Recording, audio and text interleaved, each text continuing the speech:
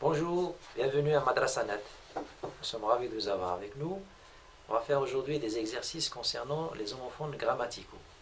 On a parlé dans les cours que les homophones grammaticaux, c'est des mots qui ne s'écrivent pas de la même manière, mais phonétiquement, on entend le même son.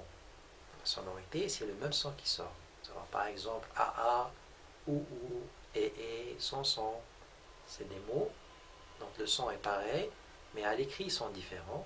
Et ils expriment bien sûr des sens différents. Nous allons voir quelques exercices pour essayer de bien comprendre cela. Nous avons par exemple le A avec accent, préposition, et le A du verbe avoir, la conjugaison. Elle, une brosse, cheveux. Ahmed prit le train à Alger. Le repas sera prêt midi. Et enfin Younes, faim. Essayons de voir si on met ici A avec accent ou bien A sans accent. Il faut d'abord comprendre c'est quoi l'action qui se déroule ici. Donc elle, qu'est-ce qu'on met ici?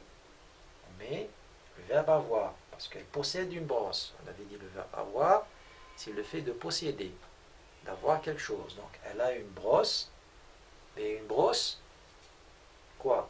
Une brosse avec accent ou bien sans accent. Donc elle a une brosse, elle possède une brosse à quoi? Une brosse à cheveux. Donc le A c'est une préposition, on met l'accent pour cette phrase. Pour ce qui est de Ahmed prit le train, vous avez ici le verbe prendre, donc il a besoin d'un auxiliaire. Ceci dit, l'auxiliaire qui correspond, c'est le A sans accent. On dit Ahmed a pris le train. Et le train là, qui va où? Il va à Alger. Donc le A, c'est un A avec accent qui représente la préposition. Donc il faut toujours se demander la question sur l'action qui est faite ou bien sur l'action qui va se faire quelque part. Ok? Nous avons le repas sera prêt soit A sans accent ou bien A avec accent. On va mettre A avec accent. Pourquoi? Parce que le repas sera prêt à midi, c'est-à-dire je vous indique le temps. Je demande la question sera prêt quand? Donc c'est à midi. A, c'est un A de la préposition avec accent. En ce qui concerne Younes et fin, on doit choisir entre A sans accent et avec accent. C'est une action donc qui se déroule. Donc c'est Younes qui a faim. Donc c'est lui qui est en mesure de faire cette action, ou bien de subir cette action d'avoir faim. Donc il lui faut un verbe, c'est le verbe avoir conjugué au présent qui est Younes a faim. Ok? Essayons de voir maintenant pour un autre type d'homophone. Nous avons les homophones grammaticaux qui sont EEST et ET. Ce ET c'est une préposition et celui-là c'est le verbe être conjugué au présent. Vous avez le gardien vigilant, donc il faut un verbe pour cette phrase et le verbe c'est bien sûr EST et non pas ET. Donc le gardien est vigilant. Vous avez un sujet, un verbe et un complément. Donc on met le EST du verbe être conjugué au présent. Le ciel nuageux, donc le verbe qu'il nous faut c'est EST. Le ciel est nuageux. Et puis on peut dire en plus d'être nuageux, il est sombre. Donc ce et là représente le plus qu'on peut rajouter. Donc on dit le ciel est nuageux et sombre. Donc c'est un et, une préposition qui exprime quelque chose de plus qu'on rajoute.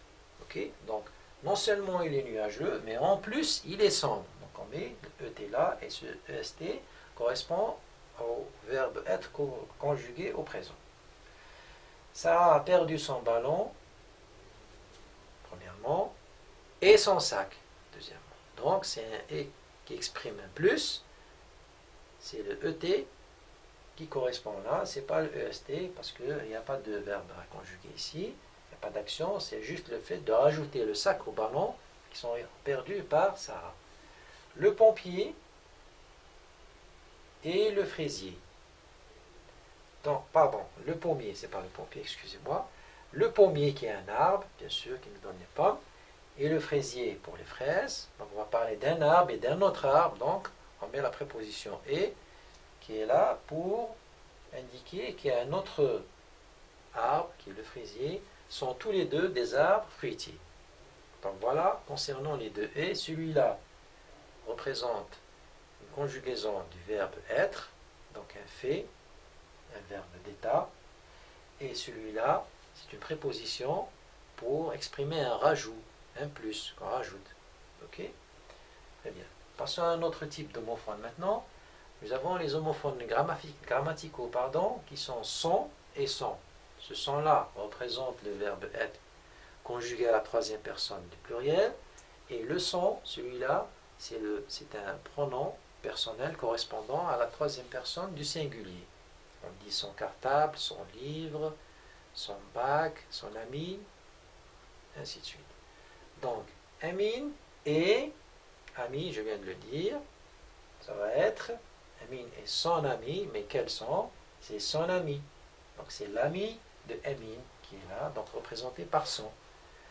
Tous les deux, ces deux personnes qui est Amin et son ami, sont partis à Oran. Donc, sont partis, c'est le verbe être, conjugué à la troisième personne du pluriel. Faites attention à ces deux sons-là. Celui-là, c'est un son qui représente l'ami de Amin. Non, il appartient à Amin, cet ami. Et ces deux personnes maintenant, quand ils vont partir à Oran, on leur attribue le verbe être conjugué au présent, à la troisième personne du pluriel, sont partis à Oran. Père et sa mère.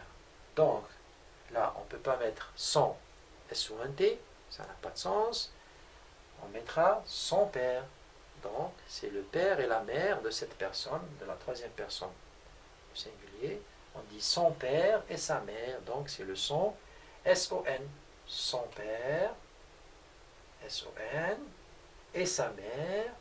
Tous les deux représentent la troisième personne du pluriel, sont venus lui rendre visite. Donc, sont, c'est S-O-N-T, la conjugaison de l'auxiliaire être avec le verbe venir nous donnera sont venus. Donc, ce sont correspond aux deux personnes qui sont là, qui sont le pluriel. Voilà. Le petit garçon a oublié, le verbe il est là, a oublié quelque chose, a oublié son parapluie, quelque chose qui lui appartient à lui. Le petit garçon, c'est son parapluie, c'est S-O-N. C'est un pronom qui revient au petit garçon. La chatte et ses petits sont dans la maison. La chatte et les petits, c'est un groupe de noms, donc ils sont plusieurs, représentent la troisième personne du pluriel, donc le son c'est S-O-N-T, c'est le verbe être conjugué au présent. Chatte et petits sont dans la maison. Donc pour différencier entre ce son et celui-là, ce son-là, c'est pour déterminer ce qui appartient à la troisième personne du singulier, quelque chose qui lui appartient, que ce soit un ami, qu'il a un ami, ou un objet. Okay. Et pour ce son-là, c'est la conjugaison du verbe être, ou bien de l'auxiliaire être, au présent de l'indicatif. Voilà la différence entre ces deux sons-là. Passons maintenant à un autre modèle d'homophone. Vous avez les homophones grammaticaux, les homophones grammaticaux qui sont le ou sans accent et ou avec accent. Bien sûr, ils se prononcent, on les entend, on a le même son, de la même manière, mais l'écriture, il y a une petite différence, il y a un accent sur ce ou, celui-là. Vous avez la phrase où se trouve ta manasset, tu prends un croissant ou bien un pain au chocolat, où vivent les éléphants, et enfin, tu dois travailler 5 ou 6 heures par jour. Pour comprendre, ou bien pour différencier entre ces deux ou-là, le premier, ce ou-là, c'est un ou qui représente un choix. C'est-à-dire, je fais ça ou bien ça. Je mange ça ou bien je mange ça. Je préfère cette couleur ou bien celle-là. Donc, le premier ou, qui est le ou sans accent, c'est un ou qui représente le choix. Et le deuxième ou, c'est un ou avec accent qui exprime le lieu. Rappelez-vous, sans accent, un choix, avec accent, le lieu. Donc là, on parle de Tamanrasset, qui est un lieu, un endroit, une région, une ville en Algérie, où se trouve cette ville.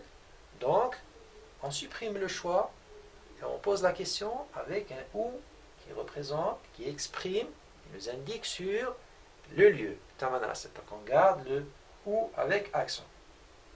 Pour le deuxième modèle, tu prends un croissant ou bien un pain au chocolat. Donc là, c'est un choix entre le pain ou bien le croissant. Il n'y a pas question de lieu ou d'endroit. Donc la question, c'est une question de choix. On supprime le ou avec accent et on laisse le ou avec, plutôt pardon, sans accent, pour exprimer le choix ou la préférence. Ok? Pour le troisième exemple, on dit où vivent les éléphants.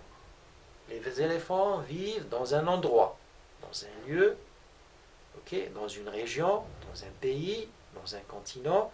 Tout ça, c'est des lieux. Région, pays, continent, endroit.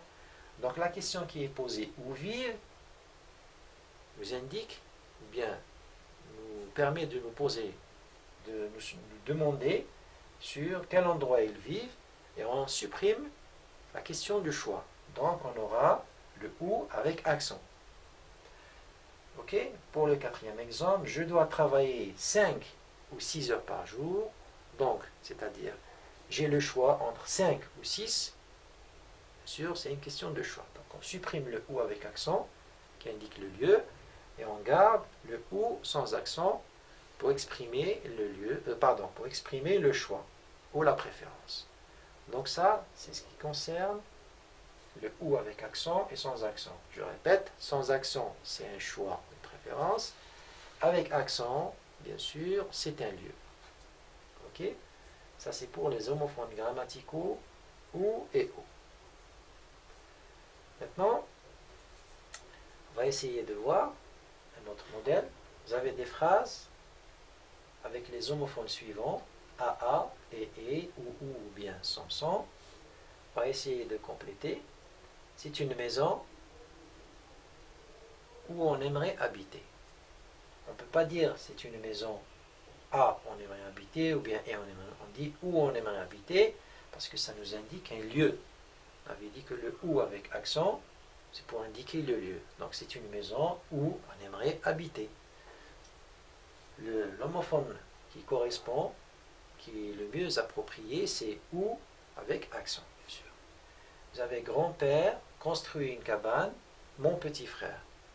Donc mon grand-père a construit, voilà, parce que il y a le participe passé là de construire, il lui manque un auxiliaire, c'est a sans accent, une cabane à mon petit frère. Donc c'est le a avec accent.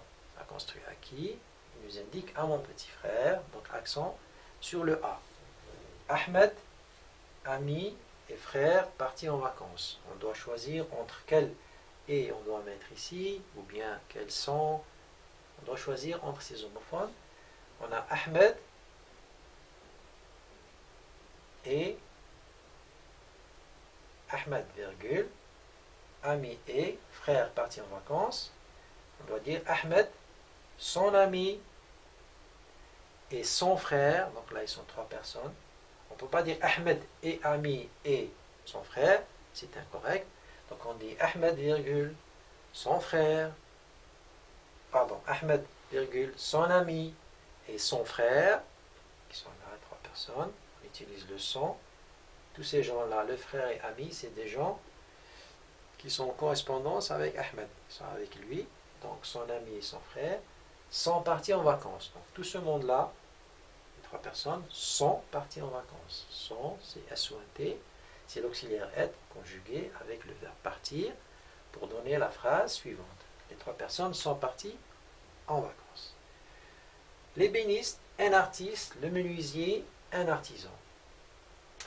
Donc, là vous avez l'ébéniste, un artiste. Donc, il nous faut un verbe pour que ce soit une phrase complète. On va mettre EST. Ça nous donne l'ébéniste est un artiste. Le verbe être conjugué au présent. En plus de l'ébéniste, on va parler de menuisier. Donc, et le menuisier, lui aussi, qu'est-ce qu'il est? C'est un artisan. Donc, nous aurons l'ébéniste est un artiste, c'est un verbe pour indiquer ce que c'est que l'ébéniste. En plus, on doit parler du menuisier, donc, et le menuisier, on va rajouter notre information sur le menuisier, sur un autre métier, donc ET. Qu'est-ce qu'il est le menuisier? Lui, il est un artisan. Donc, on met le et du verbe être conjugué au présent. Voilà. Je pense que ces différents types d'exercices pourront vous aider à mieux comprendre les homophones grammaticaux. Merci pour votre compréhension. Au revoir et à bientôt.